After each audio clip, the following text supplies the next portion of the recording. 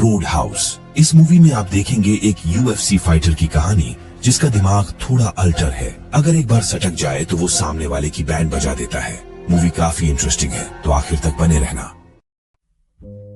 Movie की starting में हम एक लड़की को देखते हैं जो कि एक फाइट क्लब में किसी कार्टर फोर्ड नामी बॉक्सर को ढूंढने आई होती है। बारटेंडर उस बॉक्सर की तरफ इशारा करके बताता है वही है वो टैटू वाला। वो बॉक्सर एक एक करके 6 बॉक्सर्स को नॉकआउट कर चुका था। वहाँ ऐसा कोई भी नहीं होता जो उसका मुकाबला कर सके। तभी एंट्री होती है इस कहानी के हीरो डॉल्टन की। वो कार्टर का चैलेंज एक्सेप्ट कर जैसे ही रिंग में उतरा, उसे देख कार्टर की हालत खराब हो गई। वो तुरंत रिंग छोड़कर भाग गया। इस बात से अंदाजा लगाया जा सकता है कि डॉल्टन कितना खतरनाक फाइटर होगा। यहाँ के रूल्स के हिसाब से जो फाइटर रिंग में लास्ट तक टिकता है वही इस फाइट नाइट का विजेता होता है। इसीलिए डॉल्टन को विजेता घोषित कर जीत का इनाम दे दिया गया। पैसे लेकर जैसे ही वो क्लब से बाहर निकला, एक सट्टेबाज ने उसको ये कहते हुए चाकू घोंप दिया कि तुम्हारे वजह से मेरे 500 डूब गए। यानी वो बेशक कार्टर की जीत पर पैसा लगाया होगा। वैसे डॉल्टन चाकू लगने के बावजूद भी एकदम कूल था और उस सट्टेबाज को माफ कर छोड़ दिया। इतने में वो लड़की उसके पास आई जो कार्टर को ढूंढते हुए कुछ देर पहले फाइट क्लब में आई हुई थी। उसके पास डॉल्टन के लिए एक काम था। उसने बताया कि वो फ्लोरिडा में स्थित रोड हाउस की मालकिन है। उसके बार में आए दिन कुछ गलीज लोग आकर हंगामा करते रहते हैं। पुलिस भी कुछ नहीं करती, इसलिए उसे एक बाउंसर की जरूरत है जो उन लफंगों को संभाल सके। इसके बदले वो डॉल्टन को हर हफ्ते के 5000 तक देने को तैयार थी। मगर डॉल्टन को उसके साथ काम नहीं करना था, इसलिए उसने फ्रैंकी का ऑफर रिजेक्ट कर दिया। फिर भी फ्रैंकी जाते जाते उसे अपना नंबर देती गई।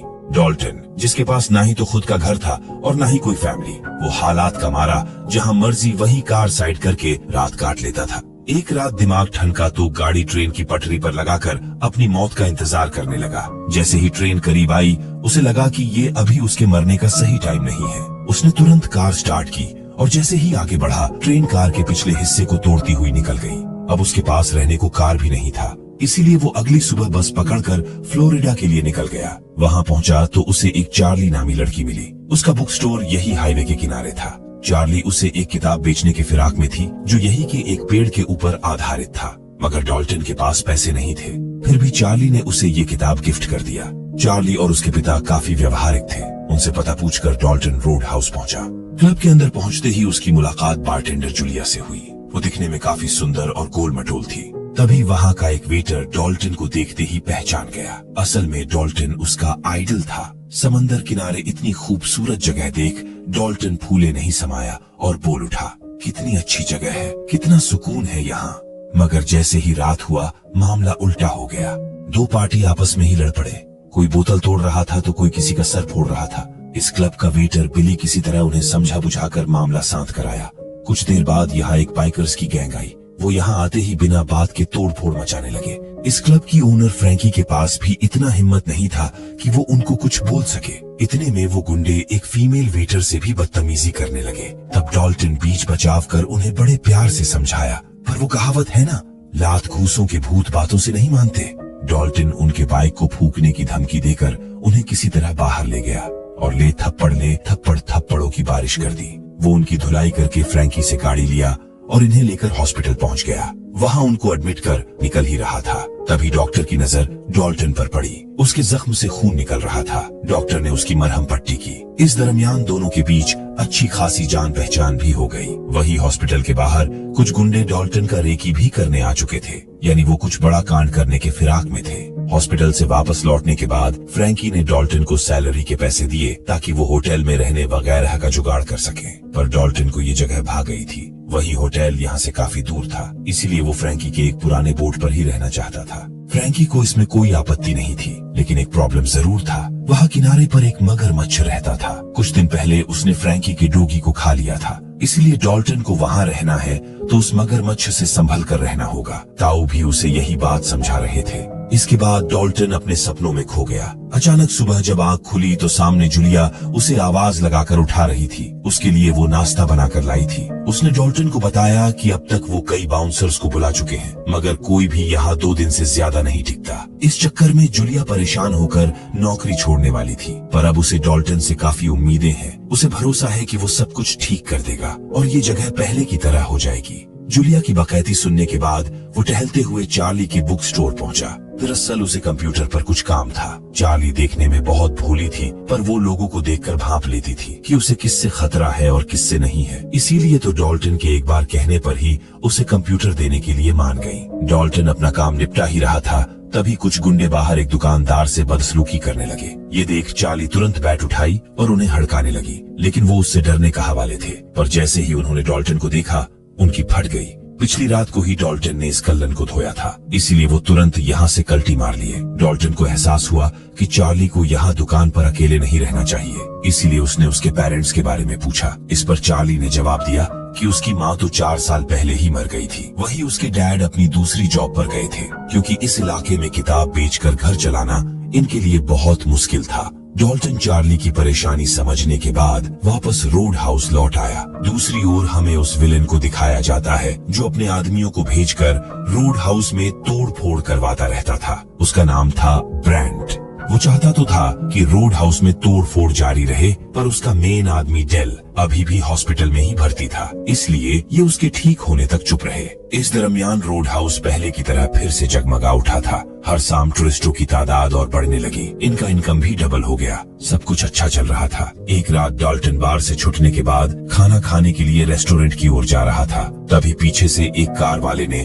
उसे कुचलकर मारने की कोशिश की, पर डॉल्टन बाल बाल बच गया। इसके बाद भी वो कार वाला नहीं रुका और बैक गियर में डालकर डॉल्टन को ऐसा ठोका कि गाड़ी ब्रिज से टकराकर आधे में लटक गई। कार में 2 लोग थे जो मौका रहते निकल गए और डॉल्टन कार के साथ ही ब्रिज से नीचे गिर गया। वो तो उसकी किस्मत अच्छी थी कि नीचे पानी था। किसी तरह वो बचकर अपनी बोट पर आया। वहाँ पहले से ही डेल गन लेकर उसके ही ताक में बैठा था। सही मौका देख डॉल्टन ने उस पर हमला कर दिया। दोनों के बीच हाथापाई में डॉल्टन ने डेल को ऐसा दाव मारा कि वो खिड़की तोड़ ताड़ कर सीधे पानी में जा गिरा। इतना सब कुछ होने के बाद भी डॉल्टन उसे बचाने के लिए हाथ बढ़ाया, मगर किस्मत को ये मंजूर नहीं था। उसके आंखों के सामने ही डेल मगरमच्छ का निवाला बन गया। पुलिस को उसकी लाश तक नहीं मिली। अब डॉल्टन को ये जानना जरूरी हो गया था कि आखिर वो बाइकर्स की गैंग इतने महीनों से रोड हाउस के पीछे क्यों पड़े हैं। कोई तो वजह होगा, पर फ्रैंकी कुछ बताने को तैयार ही नहीं थी। डॉल्टन को उस पर शक होने लगा कि जरूर वो इस क्लब के आड़ में ड्रग्स वगैरह का धंधा चलाती होगी।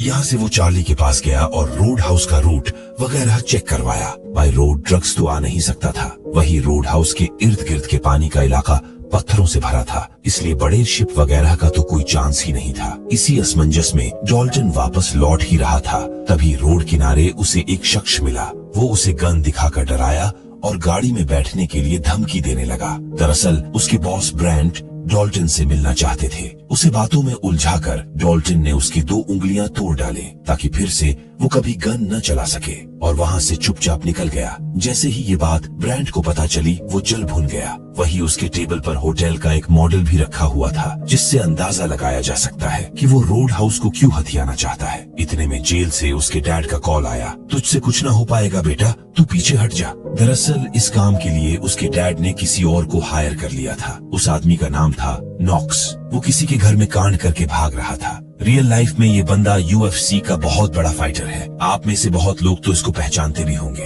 अब अगली सुबह वो डॉक्टर एली, जिसने डॉल्टन की मरहम पट्टी की थी, वो बोट लेकर उससे मिलने आई। इससे पहले वो आए दिन ब्रेकफास्ट के टाइम मिलते रहते थे, पर आज वो सीधे उसके घर तक आ पहुंची थी। डॉल्टन भी उसे मना नहीं कर पाया और ये समंदर की ओर निकल पड़े। डॉल्टन को तो पता भी नहीं था कि वो उसे कहां पर लेकर जा रही हैं। जब इसके बारे में पता चला तो डॉल्टन उससे ये कहकर पीछा छुड़ाने लगा कि वो अच्छा आदमी नहीं है, वो एक बदनाम फाइटर है। पर एली को इससे कुछ फर्क नहीं पड़ने वाला था, क्योंकि वो डॉल्टन के बारे में इंटरनेट से पढ़ने के बाद ही डेट पर आई थी। फिर उसने अपना मकसद भी पूरा किया। उधर नॉक्स फरारी भगाते हुए ब्रैंड के अड्डे पर जा पहुंचा था। वहाँ वो ब्रैंड के प्यादों से मिला। फिर कुछ देर बाद ब्रैंड भी वहाँ आया और ये डॉल्टन का गेम बजाने का प्लान बनाकर शाम होने का इंतजार करने लगे। इधर ये भी डेट से वापस लौट आए। आते ही पुलिस वालों ने डेल के केस में पूछताछ के लिए डॉल्टन को उठा लिया और अपने सीनियर के पास ले गए। उस सीनियर इंस्पेक्टर ने डॉल्टन को बहुत डराने धमकाने की कोशिश की। तुम्हें किसी फर्जी केस में फंसा देंगे, एनकाउंटर करवा देंगे वगैरह वगैरह। पर डॉल्टन भी मोटी चमड़ी का आदमी था। वो इंस्पेक्टर के मुंह पर ही मना कर दिया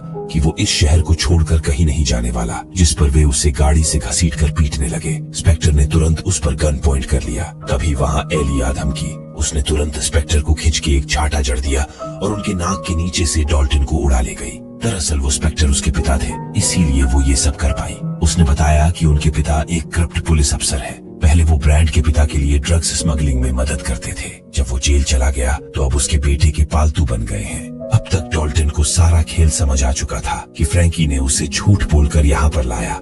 दूसरी ओर चार्ली के बुक स्टोर के पास कुछ गुंडों को दिखाया जाता है जो हाथ में लोहे का रड और तेल का गैलन लेकर अंदर घुसे। अब तक शाम हो चुका था। क्लब खचाखच लोगों से भरा हुआ था। इसी बीच नॉक्स यहाँ पर आया और जबरदस्ती एक लड़की को अपने साथ डांस करने के लिए डराने लगा। बेवजह ही तोड़फोड़ भी शुरू कर दिया। बिली बीच में आया तो उसे गोल्फ स्टिक से बुरी तरह पिटने लगा। अगले पल एक साथ 4 लोग उस पर टूट पड़े, मगर वो अकेले ही उन चारों पर भारी पड़ रहा था। ये देख उन लोगों में भी साहस आ गया जो पिछले कुछ दिनों से डर के मारे यहाँ दुबक कर बैठे रहते थे। वो सब एक दूसरे पर अपना गुस्सा निकालने लगे। डॉल्टन ने नॉक्स को समझाया कि उसे अपने आदमियों को लेकर चले जाना चाहिए, पर वो तो डॉल्टन की बैंड बजाने आया था। देखते ही देखते दोनों के बीच फाइट शुरू हो गई। उन लोगों ने डॉल्टन को पकड़कर इतना धोया कि उसका दिमाग ठिकाने आ गया। वो सब कुछ छोड़ छाड़ कर वहाँ से निकल ही रहा था। एली पुलिस कर्मियों को लेकर यहाँ आ धमकी, इसलिए सब वहाँ से कल्टी हो गए। इसके बाद डॉल्टन ने यहाँ से बोरिया बिस्तर बांधा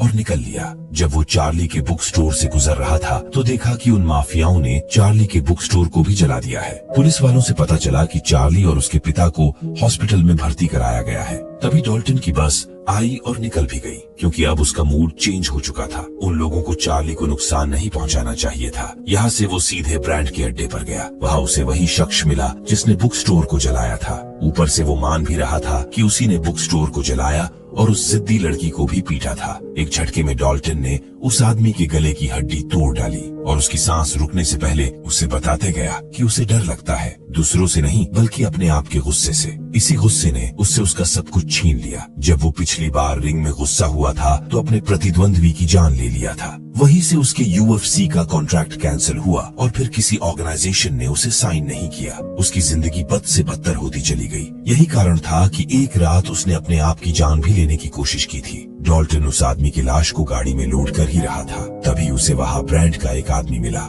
डॉल्टन ने उससे उसके बॉस का पता पूछा। वो डॉल्टन को यहाँ देख पहले ही घबराया हुआ था। वो ब्रांड का पता तो नहीं जानता था, पर उसने ब्रांड के खास लोगों से सुना था कि कल सुबह 5 बजे वो लोग हार्वेस्ट की में पैसों का कुछ लेन देन करने वाले हैं। उसके बाद ये बाइकर भी डॉल्टन से वादा कर इस शहर को हमेशा के लिए छोड़कर भाग निकला। अगली सुबह डॉल्टन मीटिंग वाली जगह पर पहुंच चुका था। इस क्रम कांड में काफी पुलिस वाले भी मिले थे। इधर एक पुलिस वाला एक बक्सा बोट की ओर घसीट कर ले जा रहा था। मौका देख डॉल्टन ने उसका गन छीना और उसी गन के हैंडल से उसके सर पर मारकर उसे बेहोश कर दिया। जब बक्सा खोला तो हक्का बक्का रह गया। पूरा बक्सा नोट के गड्डियों से भरा था। इसके बाद वो पुलिस वाले का गन लेकर रात को जिस आदमी को टपकाया था उसके सीने में 6 की 6 गोलियां उतार दिया, ताकि ऐसा लगे कि ब्रांड के अपने लोग ही पैसे के लालच में आकर उसके पैसे चुरा लिए। फिर उसने एक लकड़ी उठाया और पुलिस वाले के सर पे दे मारा, ये कहकर कि अब उसे महीनों तक कुछ याद नहीं रहेगा। अब अगले दिन डॉल्टन कुछ बड़ा कांड करने के लिए बम तैयार कर रहा था। इसी बीच डॉक्टर एली के डैड उसके पास आए। दरअसल उनका काम था ब्रांड के पैसों को सही सलामत उस तक पहुंचाना, पर डॉल्टन ने उनसे पैसे चुरा लिए। इसीलिए ब्रांड ने उनकी बेटी एली को उठवा लिया था। वो यहाँ एक पिता की हैसियत से मदद मांगने आए थे। डॉल्टन को समझ नहीं आया कि एली के डैड को कैसे पता चला कि पैसे उसके पास है, जिस पर एली के डैड ने बताया कि उनका डिप्टी, जिसको डॉल्टन ने कोमा में भेजा था, असल में उसके साथ ऐसा कुछ भी नहीं हुआ था। डॉल्टन ने पैसे कहीं छिपा रखे थे, इसलिए ब्रांड का पता लेकर वादा किया कि वो पैसे लौटाकर उनकी बेटी को वापस लाएगा। कुछ घंटे बाद वो एली की बोट लेकर ब्रांड के पास पहुंचा। वहाँ पहले से ही एली के डैड मौजूद थे। उनके हंसते हुए चेहरे को देखकर तो ऐसा ही लग रहा था कि उनकी बेटी किडनैप नहीं हुई, और होगी भी कैसे। एली के डैड ब्रांड के पार्टनर जो थे, पर जैसे ही ब्रांड ने बताया कि वो सच में एली को उठवा लिया है तो उनके पैरों तले जमीन खिसक गया। दरअसल ब्रांड अपने पैसों के लिए किसी भी हद तक जा सकता था, क्योंकि उसी पैसों से तो वो अपना आलीशान होटल खड़ा करने वाला था। इसी बीच नॉक्स भी बोट लेकर यहाँ आ धमका। इससे पहले कि वो इन तक पहुँचता, डॉल्टन ने जो रिमोट बम बोट पर रखा था ब्लास्ट कर दिया। उसके चपेट में आकर ब्रांड के आलीशान बोट में भी पानी भरने लगा। इसी बोट के केबिन में एली भी फंसी हुई थी। किसी तरह डॉल्टन और वो बोट के डूबने से पहले ही बाहर निकल आए और उसी बोट में बैठ गए जिसमें पहले से ही ब्रांड मौजूद था। उनके झड़प के बीच पता ही नहीं चला कि कब वो किनारे तक पहुंच गए। मौका रहते एली और ब्रांड पानी में कूद गए, जबकि ब्रांड का भारी एक्सीडेंट हो गया। फिर भी वो बच तो गया था, पर रही सही कसर डॉल्टन ने पूरा कर दिया। तभी अचानक नॉक्स भी तोड़फोड़ करता हुआ यहाँ आ धमका। इसके बाद दोनों के बीच जमकर फाइट हुई। दोनों एक दूसरे से कम नहीं थे। भाई साहब दोनों जानवरों की तरह एक दूसरे को पीट रहे थे। बीच में ब्रांड बकबक करने आया तो लगे हाथ नॉक्स ने उसको भी निपटा दिया। इनकी फाइट काफी देर तक चली और फिर डॉल्टन ने नॉक्स को मार डाला। तब तक एली के डैड भी यहाँ आ चुके थे। उन्होंने डॉल्टन को बताया कि उसकी भलाई यहाँ से चले जाने में ही है, बाकी वो यहाँ जितने भी मर्डर हुए उनको वो संभाल लेंगे। एली भी यही चाहती थी। ब्रांड के मरने से रोड हाउस का भी मैटर सॉल्व हो चुका था। दूसरी ओर डॉल्टन अपने बस के आने का इंतजार कर रहा था। इतने में बस आई और साथ में चार्ली भी। वो उससे आखिरी बार बातचीत कर ही रहा था। तभी चार्ली के डैड को दुकान के अंदर एक बक्सा मिला। उसमें वही किताब था जो चार्ली ने उसे फ्री में दिया था और पूरा बक्सा पैसों से भरा था। जब तक चार्ली के डैड डॉल्टन को रोकते, बस अपनी मंजिल की ओर निकल चुकी थी।